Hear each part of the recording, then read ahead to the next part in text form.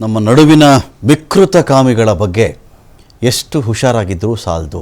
ಮಕ್ಕಳ ವಿಚಾರದಲ್ಲಿ, ಸಮಾಜದ ವಿಚಾರದಲ್ಲಿ, ಸಮಾಜದ ಸ್ವಾಸ್ಥ್ಯದ ವಿಚಾರದಲ್ಲಿ ಅಂತ ಹೇಳಬೇಕಾಗತ್ತೆ.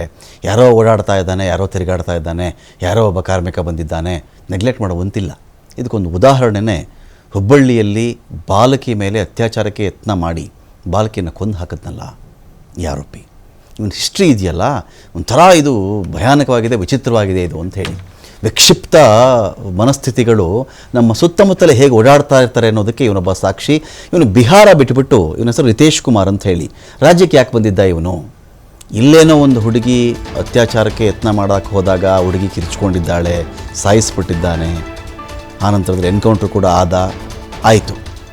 ಬೇರೆ ಕಡೆಗಳಲ್ಲಿ ಈ ಥರ ಇವನು ಮಾಡಿಲ್ಲ ಅನ್ನೋದಕ್ಕೆ ಏನು ಸಾಕ್ಷ್ಯ ಸಿಗ್ತಾ ಇಲ್ವಲ್ಲ ನಮಗೆ, ಗ್ಯಾರಂಟಿ ಇಲ್ವಲ್ಲ. ಅದು ಕುಟುಂಬದಿಂದ ದೂರ ಆಗಿದ್ದಂಥವನು ಇವನು. ಸ್ವಲ್ಪ ಇವರೆಲ್ಲ ಮಾನಸಿಕವಾಗಿ ಮನೋವಿಕಾರಗಳಿಂದ ಬಳಲ್ತಾ ಇರ್ತಾರೆ ಇವರು, ಮನೋವಿಕಾರಗಳು. ಬಿಹಾರದವನು ಇವನು, ರಿತೇಶ್ ಕುಮಾರ್ ಅಂತ. 10-12 ವರ್ಷಗಳಾಗ್ಬಿಟ್ಟಿದೆ ಇವನು, 10-12 ವರ್ಷಗಳಾಗಿದೆ ಮನೆ ಬಿಟ್ಟು ದೂರ ಇದ್ದಾನೆ. ಯಾವುದಾನ ರಾಜ್ಯದಲ್ಲಿ ಕೂಲಿ ಕೆಲಸ ಇತ್ತಾ, ಕೂಲಿ ಕೆಲಸ ಮಾಡಿಕೊಂಡು ಓಡಾಡ್ತಾ ಇರ್ತಾನೆ ಇವನು. ಬೇರೆ ರಾಜ್ಯದಲ್ಲಿ ಮಾಡೇ ಇಲ್ಲ ಅಂತ ಹೇಳೋಕ್ಕೆ ಸಾಕ್ಷಿ ಇಲ್ಲ. 12 ವರ್ಷಗಳ ಹಿಂದೆ ಹುಟ್ಟಿದ ಊರನ್ನು ಬಿಟ್ಟುಬಿಟ್ಟು, ರಾಜ್ಯವನ್ನು ಬಿಟ್ಟುಬಿಟ್ಟು ಅಲಿತಾ ಇರ್ತಕ್ಕಂಥ ಅಂತರ್ಪಿಸಾಚಿ ಇವನು. ನೋಡಿ, ಇಂಥ ಅಂತರ್ಪಿಸಾಚಿಗಳು ನಮ್ಮ ನಡುವೆ ಇರ್ತಾರೆ. ಪಿಸಾಚಿ, ದೆವ್ವ ಪಿಸಾಚಿ ಅಂದರೆ ಇದೇನೋ ಕಣ್ಣು ಕಾಣಲ್ಲ ಹಾಗೆ ಹೀಗೆ ಅಂತಾರೆ. ಈ ಥರದವರೆಲ್ಲ ಕಣ್ಣು ಕಾಣುವಂಥ ಪಿಸಾಚಿಗಳಿವು. ಆ ಮಕ್ಕಳು ಆಡ್ತಾ ಇರ್ತಾರೆ, ಚಾಕ್ಲೇಟ್ ಕೊಡಿಸ್ತೀನಿ, ಪೆಪ್ಪರ್ಮಿಂಟ್ ಕೊಡಿಸ್ತೀನಿ ಅಂತ ಹೇಳಿ ಅವ್ರನ್ನ ಕರ್ಕೊಂಡು ಹೋಗಿ ಏನೂ ಅರಿಯದ ಕಂದಮ್ಮಗಳು ಇವರ ವಿಕೃತ ಕಾಮತೃಷ್ಯಗಳಿಗೆ ಬಲಿಯಾಗಿಬಿಡ್ತಾವಲ್ವ, ಕೊಂದು ಬಿಡ್ತಾರೆ. ಅವನ ಮನೆ ಯಾವ ಕುಟುಂಬಸ್ಥರಿಗೂ ಇವನ ಸುಳಿವೇ ಇಲ್ಲದೆ ಅವರಿದ್ದಾರೆ ಕುಟುಂಬಸ್ಥರು. ಇವನು ಎಲ್ಲಿದ್ದಾನೆ ಅಂತಲೇ ಗೊತ್ತಿಲ್ಲ ಅವ್ರ ಮನೆಯವರಿಗೆ. ಇವನು ನೋಡಿ ಫೋನು ಬಳಕೆ ಮಾಡ್ತಾ ಇಲ್ಲ ಇವನು.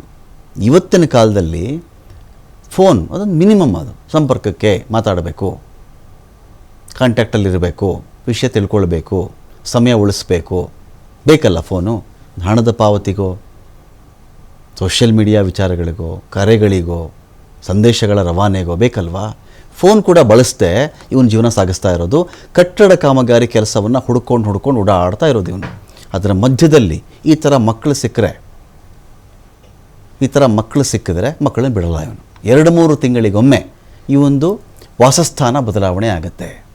2-3 ತಿಂಗಳು ಒಂದು ಕಡೆ ಇರ್ತಾನೆ, ಆಮೇಲೆ ಇನ್ನೊಂದು ಕಡೆ ಚೇಂಜ್ ಮಾಡ್ತಾನೆ ಇವನು ಅಂತ.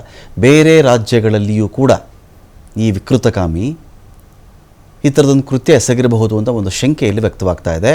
ಹುಬ್ಬಳ್ಳಿ ಪೊಲೀಸರಿಂದ ಹಲವು ರಾಜ್ಯಗಳಿಗೆ ಮಾಹಿತಿ ಕೂಡ ಹೋಗ್ತಾ ಇದೆ. ನೋಡಿ, ಇದರ ಮಧ್ಯೆ ಏನಾಗ್ತಿದೆ, ಈ ಮಕ್ಕಳ ವಿಚಾರದಲ್ಲಿ ಕೆಲವರು ಇಂಥ ಹೀನಾತಿಹೀನ ಕೀಚಕ ಮನಸ್ಥಿತಿಯವರು, ಅಸಹ್ಯ ಮನಸ್ಥಿತಿಯವರು ಈ ಥರ ಬಿಹೇವ್ ಮಾಡೋದ್ರಿಂದ ನಿಮಗೆ ಗೊತ್ತಿರಲಿ, ಪುಟಾಣಿ ಮಕ್ಕಳು, ಆ ಮಕ್ಕಳನ್ನು ನೋಡಿದಾಗ ಯಾರಿಗೋ ಮಾತಾಡಿಸ್ಬೇಕು ಅನಿಸುತ್ತೆ, ಯಾರಿಗೋ ತಲೆ ನೇವರಿಸ್ಬೇಕು ಅನಿಸುತ್ತೆ, ಆ ಮಕ್ಕಳನ್ನ ಮುದ್ದು ಮಾಡಬೇಕು ಅಂತ ಅನಿಸುತ್ತೆ ರೀ ಅಲ್ವಾ.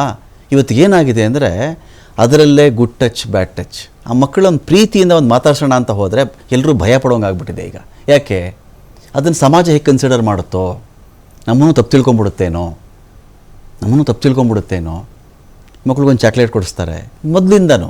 ಈಗ ನಮ್ಮ ತಂದೆ ಕಾಲ, ನಮ್ಮ ತಾಯಿ ಕಾಲ ಅಥವಾ ನಮ್ಮ ತಾತನ ಕಾಲದಲ್ಲಿ ಹಾಗೇ ಅಲ್ವೇ, ತಲೆಮಾರುಗಳು ಹಾಗೇ ಅಲ್ಲ. ಪುಟಾಣಿ ಮಕ್ಕಳ ಕಡೆ ಒಂದು ಪ್ರೀತಿ, ಏನೋ ಪುಟ ಚೆನ್ನಾಗಿದೆಯಾ, ಏನೋ ಕಂದ ಚೆನ್ನಾಗಿದೆಯಾ ಅಂತ ಮಾತಾಡಿಸ್ತಾ ಇದ್ರಲ್ಲ. ಈಗ ಹಾಗೆ ಮಕ್ಕಳನ್ನು ಮುಟ್ಟೋದಕ್ಕೂ ಭಯ. ಅವ್ರ ಪೋಷಕರು ಯಾರ ಥರ ಅವ್ರ ಮಕ್ಕಳನ್ನ ಮಾತಾಡಿಸ್ತಾರೋ ಅದು ನೋಡೋ ರೀತಿಯೇ ಬದಲಾಗ್ಬಿಟ್ಟಿದೆ. ಏನಕ್ಕೆ ಹೇಳಿ ಈ ಥರ ಆಗಿರೋದು? ಪೋಷಕರ ತಪ್ಪ ಅಲ್ಲ, ಆ ಥರ ಯಾರೋ ಪ್ರೀತಿಯಿಂದ ಮಾತಾಡ್ಸೋಕೆ ಹೋಗ್ತಾರ ಅಲ್ಲ. ನೋಡಿ, ಇಂಥ ನಾಲಾಯಕಗಳು ಓಡಾಡ್ತಾ ಇರ್ತಾರಲ್ಲ, ಇಂಥವ್ರು ಮಾಡುವಂಥ ಈ ಹೊಲಸು ಕೆಲಸಗಳ ಕಾರಣದಿಂದಾಗಿ ಸಮಾಜದಲ್ಲಿ ಆ ಬಾಂಧವ್ಯನೇ ಮರೆತು ಹೋಗ್ತಾ ಇದೆ. ಇದೀಗ ಆ ಬಾಂಧವ್ಯನೇ ಇಲ್ಲ, ಆ ಪ್ರೀತಿಗೊಂದು ಬೆಲೆನೇ ಇಲ್ದಂಗೆ ಆಗ್ಬಿಟ್ಟಿದೆ. ಭಯ, ಎಲ್ರಿಗೂ ಭಯ. ಆ ಥರ ಮಾತಾಡ್ಸೋಕೆ ಹೋದ್ರೆ ಅಯ್ಯೋ ಯಾಕೆ ಬೇಕಪ್ಪ, ಆ ಮಗು ನಮ್ಮಲ್ಲಿ ಏನು ಹೇಳ್ಬಿಡುತ್ತೋ, ಆ ಮಗುವಿನ ಪೋಷಕರಲ್ಲಿರ್ತಾರೆ, ನಮ್ಮನ್ನೇನು ತಿಳ್ಕೊಂಬಿಡ್ತಾರೋ, ಇದೇ ತಾನು ನಡೀತಾ ಇರೋದು. ಇಷ್ಟರ ಮಟ್ಟಿಗೆ ಒಂದೊಂದು ಆರೋಗ್ಯವಂತ ಸಮಾಜದಲ್ಲಿ ಅನುಮಾನದ ಸಮಾಜವನ್ನು ನಾವು ಕ್ರಿಯೇಟ್ ಮಾಡ್ಕೊಂಡು ಬದುಕ್ತಾ ಇದ್ದೀವಿ ಅಂತ ಹೇಳಿದ್ರೆ ನೋಡಿ, ಇಂಥವ್ರ ಕಾರಣ ಅದಕ್ಕೆ.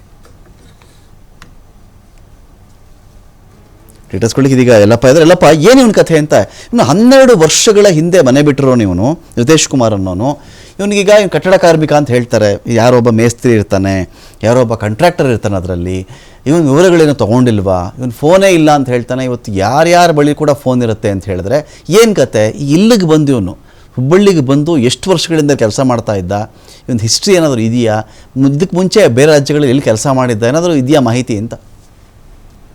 ರಮಾಕಾಂತ್ ಏನು ರಿತೇಶ್ ಕುಮಾರ್ ಬಿಹಾರದ ಒಂದು ಪಾಟ್ನಾ ಮೂಲದವನ ಏನು ಅನ್ಲಾಗ್ತಾ ಇದೆ, ಈತನ ಒಂದು ಹಿಸ್ಟ್ರಿಯೇ ಇಲ್ಲಿ ಅಂತಂದ್ರೆ ಭಯಾನಕವಿದೆ. ಯಾಕೆಂದ್ರೆ ತನ್ನ 23ನೇ ವಯಸ್ಸಿನಲ್ಲೇ ಇಲ್ಲಿ ಅಂತಂದ್ರೆ ತನ್ನ ಹುಟ್ಟಿದ ಊರನ್ನ ತೊರೆದು ಈತ ಕೆಲಸವನ್ನ ಅರಿಸಿ ಇಲ್ಲಿ ಅಂದ್ರೆ ಹಳ್ಳಿ ನಗರಗಳನ್ನ ತಿರುಗ್ತಾನೆ. ಅದರಲ್ಲಿ ಈತನ ಟಾರ್ಗೆಟ್ ಮತ್ತು ಈತ ಕೆಲಸ ಮಾಡುವಂತಹ ಜಾಗ ಯಾವುದು ಅಂತ ನೋಡಿದಾಗ ಏನಂದ್ರೆ ಹಳ್ಳಿಗಳಿಂದ ಈತ ಆಯ್ಕೆ ಮಾಡಿಕೊಂಡಿರೋ ಜಾಗ ಯಾವುದು ಅಂದ್ರೆ ಇಲ್ಲಿ ನಗರಗಳು. ಅದರಲ್ಲಿ ನಗರದಲ್ಲಿ ಅಂತಂದ್ರೆ ಯಾವ ನಿರ್ಮಾಣ ಹಂತದ ಕಟ್ಟಡಗಳು ಇರ್ತವೆ ಅಂತಹ ಕಟ್ಟಡಗಳಿಗೆ ಹೋಗಿ ಇಲ್ಲಿ ಅಂದ್ರೆ ಅಲ್ಲಿ ಯಾರು ಕಟ್ಟಡ ಗುತ್ತಿಗೆ ತೆಗೆದುಕೊಂಡಿರ್ತಾರೆ ಅವ್ರನ್ನ ಸಂಪರ್ಕಿಸೋದು, ನಮಗೆ ಇಲ್ಲಿ ಹೊಟ್ಟೆ ಜೀವನ ಸಾಗಿಸ್ಲಿಕ್ಕೆ ನನಗೊಂದು ಕೆಲಸ ಬೇಕು, ಕೆಲಸ ಕೊಡಿ ಅಂತ ಅಂಗಲಾಚೋದು. ನಂತರ ಅಲ್ಲಿ ಅಂತಾರೆ ಅವರ ಬಳಿ ಸಣ್ಣ ಪುಟ್ಟ ಕೆಲಸವನ್ನ ಮಾಡುದು. ನಂತರ ಇಲ್ಲಿ ಅಂದ್ರೆ 2 ರಿಂದ 3 ತಿಂಗಳಿಗೆ ಅಲ್ಲಿರುವಂತಹ ಸ್ಥಳವನ್ನ ಬದಲಾವಣೆ ಮಾಡಿ ಮತ್ತೊಂದು ನಗರಕ್ಕೆ ಹೋಗುದು, ಮತ್ತೆ ಅಲ್ಲಿ ಕೆಲಸವನ್ನ ಆರಿಸುವುದು, ತನ್ನ ದಿನನಿತ್ಯ ಜೀವನವನ್ನ ಸಾಗಿಸುವಂತ ಕೆಲಸ ಈತ ಮಾಡ್ತಿದ್ದ. ಆದ್ರೆ ಇಲ್ಲಿ ಅಂದ್ರೆ ಈತ ಇಲ್ಲಿವರೆಗೂ ಒಂದು ಸಣ್ಣದಂತಹ ಒಂದು ಮೊಬೈಲ್ ಅನ್ನು ಸಹ ಇಲ್ಲಿ ಅಂದ್ರೆ ಉಪಯೋಗ ಮಾಡಿಕೊಂಡಿಲ್ಲ. ಯಾಕಂದ್ರೆ ಈಗಿನ ಕಾಲದಲ್ಲಿ ಪ್ರತಿಯೊಬ್ಬ ಎಂತಹ ಮನುಷ್ಯ ಇದ್ರು ಸಹ ಇಲ್ಲಿ ಅಂದ್ರೆ ಏನು ಇಲ್ಲದೆ ಹೋದ್ರು ಒಂದು ಸ್ಮಾರ್ಟ್ ಫೋನ್ ಅನ್ನ ಉಪಯೋಗ ಮಾಡ್ತಾನೆ. ಆದ್ರೆ ಇವನ್ ಬಳಿ ಸ್ಮಾರ್ಟ್ ಫೋನ್ ಆಗ್ಲಿ ಮತ್ತು ಕೀಪ್ಯಾಡ್ ಫೋನ್ಗಳ ಆಗ್ಲಿ ಇದು ಯಾವುದೇ ಒಂದು ಮೊಬೈಲ್ ನನ್ನ ಈತ ಇಲ್ಲಿವರೆಗೂ ಉಪಯೋಗಿಸಿಲ್ಲ.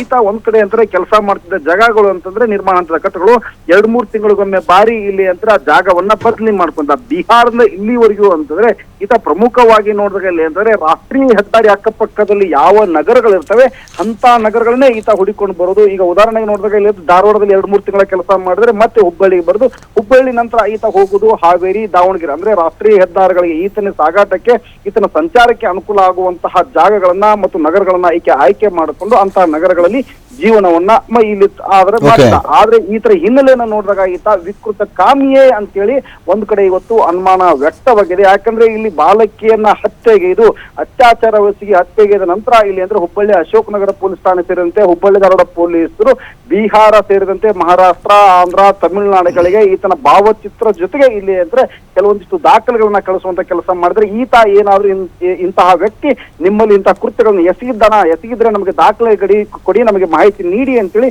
ಇಲ್ಲಿಂದ ಅವರಿಗೆ ಒಂದು ಕಂಟ್ರೋಲ್ ರೂಮ್ಗೆ ಒಂದು ಮೆಸೇಜ್ ಅನ್ನು ರವಾನೆ ಮಾಡಿದ್ದಾರೆ. ರಮಾಕಾಂತ್, ಥ್ಯಾಂಕ್ ಯು ಅಲ್ಲಪ್ಪ.